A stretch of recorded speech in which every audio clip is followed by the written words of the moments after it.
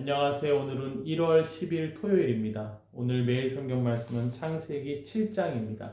말씀을 봉독해 드리겠습니다. 여호와께서 노아에게 이르시되 너와 내 온 집은 방주로 들어가라. 이 세대에서 내가 내 앞에 의로움을 내가 보았음이니라. 너는 모든 정결한 짐승은 암수 7씩 부정한 것은 암수 2씩을 내게로 데려오며 공중의 새도 암수 7씩을 데려와 그 씨를 온 지면에 유전하게 하라. 지금부터 7일이면 내가 40주야를 땅에 비를 내려 내가 지은 모든 생물을 지면에서 쓸어 버리리라.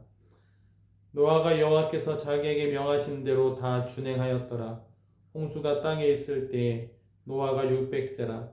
노아는 아들들과 아내와 며느리들과 함께 홍수를 피하여 방주에 들어갔고 정결한 짐승과 부정한 짐승과 새와 땅에 기는 모든 것은 하나님이 노아에게 명하신 대로 암수 2씩 노아에게 나와 방주로 들어갔으며 7일 후에 홍수가 땅에 덮이니 노아가 600세 되던 해 둘째 달 곧 그 달 11의 날이라.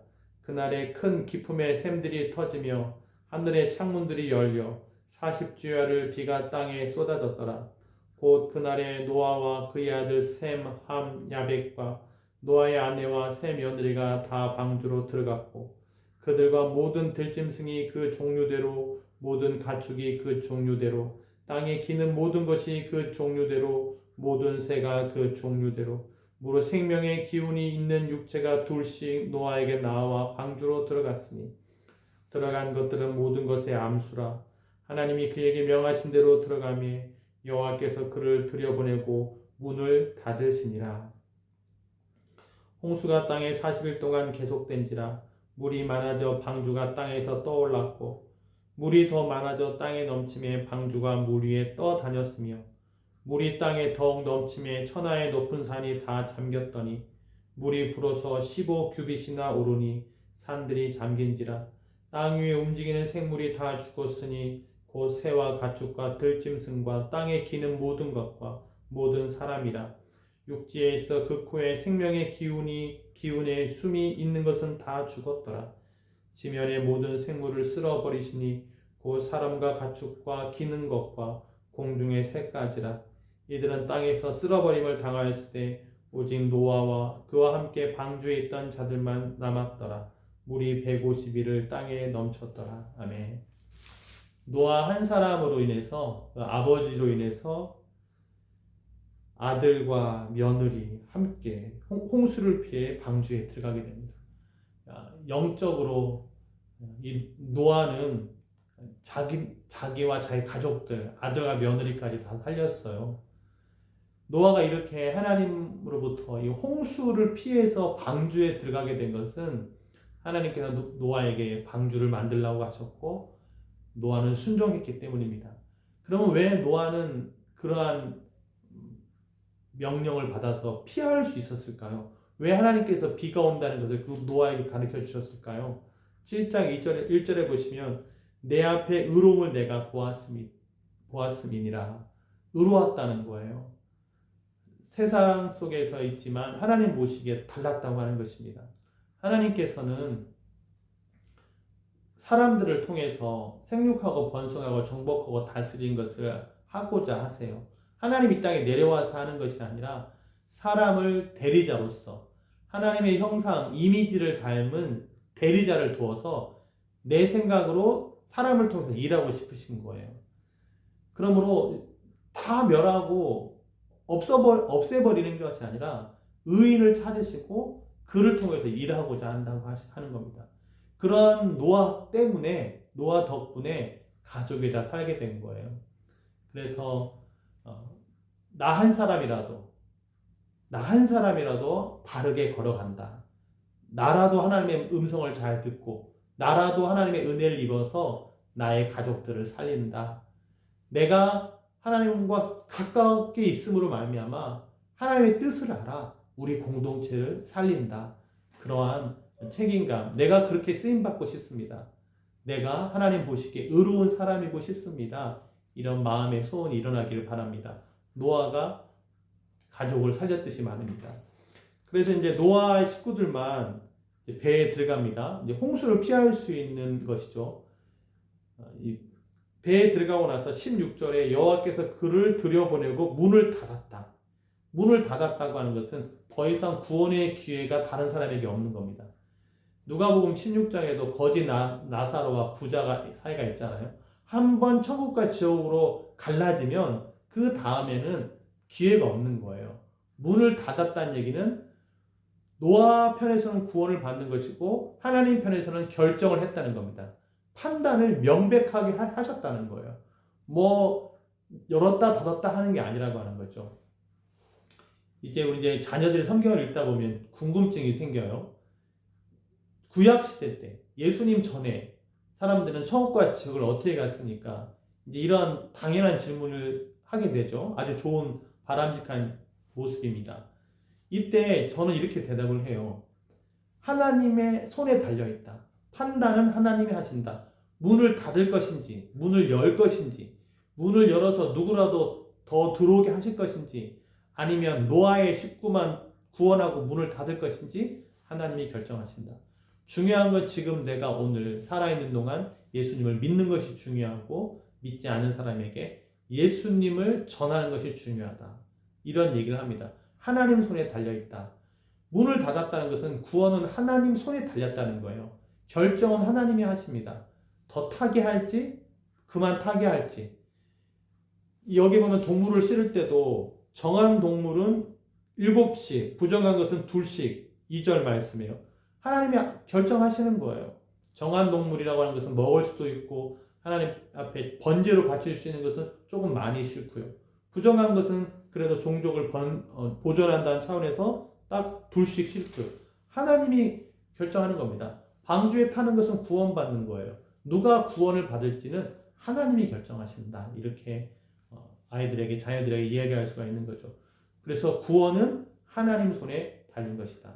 내가 예수 믿고 내가 구원의 방주에 있는 교회, 또 하나님의 말씀, 예수님 안으로 들어올 수 있었던 것은 하나님의 큰 은혜이다. 정말 누가 문을 닫고 누가 문을 열겠습니까? 하나님이 닫은 문을 누가 열 수 있겠어요? 내가 구원받은 것은 너무나 큰 은혜다고 하는 것을 이 말씀을 통해 알 수 있고, 또 하나님의 닫음으로 말미암아 못 들어오는 사람이 있으므로 하나님은 심판하시는 분이시다라는 것을 알 수가 있습니다. 이렇게 심판하실 때 23절 보시면요. 지면의 모든 생물을 쓸어버리시니 곧 사람과 가축과 기는 것과 공중의 새까지라. 원래 사람은 하나님의 형상으로서 다스리고 정복하는 존재였어요. 하나님께 교통하는 존재였습니다. 그러나 여기서는 짐승과 가축과 같은 것으로 취급해버려요. 하나님의 아들들이 사람의 딸들과 결혼해 육신이 되었으므로 더 이상 같이 일할 수가 없는 겁니다. 생각하는 것이 다 죄악만 있으므로 하나님이 그 사람 통해 일할 수가 없는 거예요. 그러면 하나님은 죄악과 함께 손잡고 일하는 하나님이 되어버리는데요. 거룩한 하나님이 아니라 그냥 일만 하려면 누구랑 동역을 해도 되는 하나님이 되어버리는데요. 하나님은 그런 하나님이 아니신 거죠. 하나님은 아무리 숫자가 많아도 그냥 그 사람들을 가축처럼 취급해서 동물처럼 취급해서 쓸어버리시는 하나님이세요. 보기 좋게 만들었습니다. 얼마나 창세기 1장에서 보기 좋았더라. 내가 만들어 보고 나니까 내가 너무 행복하다. 그러나 떨어졌어요. 육신이 되어버렸습니다. 죄악이 퍼져버렸어요. 쓸어버리시는 분이 하나님이시다. 하나님은 거룩하신 분이기 때문에, 죄를 그만큼 싫어하시는 분이기 때문에 하나님은 노아의 아들들과 노아의 식구들과 다시 새로운 역사를 하고자 하신다라고 하는 것이죠. 우리가 하나님 앞에 새로운 역사로 쓰임받는 영적인 존재라는 걸 기억하고요. 노아를 통해 가족이 구원받은 것처럼 나로 말미암아 우리 식구들이, 우리 교회가, 우리 공동체가 구원받는 일에 쓰임받게 되기를 바랍니다. 이 노아의 이야기는요, 히브리서 믿음장이라고 하는 11장에도 나옵니다. 믿음으로 노아는 아직 보이지 않는 일에 경고하심을 받아 경외함으로 방주를 준비하여 그 집을 구원하였으니, 하나님을 경외함으로 방주를 만들어서 그 집을 구원하였으니 이로 말미암아 세상을 정죄하고 판단받이라고 하는 걸 보여주고 믿음을 따르는 의의 상속자가 되었느니라. 하나님의 대리자가 상속자가 되었느니라. 노아의 가족인 노아가 그러한 믿음을 따르는 의의 상속자가 되었다. 이렇게 말합니다. 우리도 우리 가족을 구원하여서 의의 상속자라고 하는 것을 계속 남길 수 있는 그런 저와 여러분들이 되길 바랍니다. 또 베드로 후서 2장에는 이런 말씀이 있어요. 옛 세상을 2장 5절입니다. 베드로후서 2장 5절이에요. 옛 세상을 용서하지 아니하시고 오직 의를 전파하는 노아와 그 7 식구를 보존하시고 경건하지 아니한 자들의 세상에 홍수를 내리셨으며 소돔과 고모라 성을 멸망하기로 정하여 재가 되게 하사 후세에 경건하지 아니할 자들에게 본을 삼으셨으며 소돔과 고모라나 이 노아의 홍수는 경건하지 아니할 자들에게 본이 된다. 심판이 있다는 것을 보여준다. 믿음만 아니라 순종하고 경외하며 사는 것, 하나님 보시기에 합당한 구원받을 만한 사람이 되는 것, 이것이 노아를 통해 우리에게 주는 교훈이 되는 것입니다. 3장 6절, 베드로후서 3장 6절에 이렇게 되어 있습니다. 이로 말미암아 그때 세상은 물이 넘침으로 멸망하였으되 이제 하늘과 땅은 그 동일한 말씀으로 동일한 기준으로 불사르기 위하여 보호하신 바 되어 경건하지 아니한 사람들의 심판과 멸망의 날까지 보존하여 두신 것입니다. 심판과 멸망의 날까지 그냥 남아있는 거예요. 구원으로 가는 끝이 아니라 죽음으로 가는 그 끝이 심판과 멸망으로 남아있는 것이다. 불사르기 위하여. 그러니까 그런 걸 우리가 부러워한다면 얼마나 미련한 것이니까. 심판과 멸망으로 가는 사람들을 부러워하는 거 얼마나 부러워하면 말도 안 되는 거죠.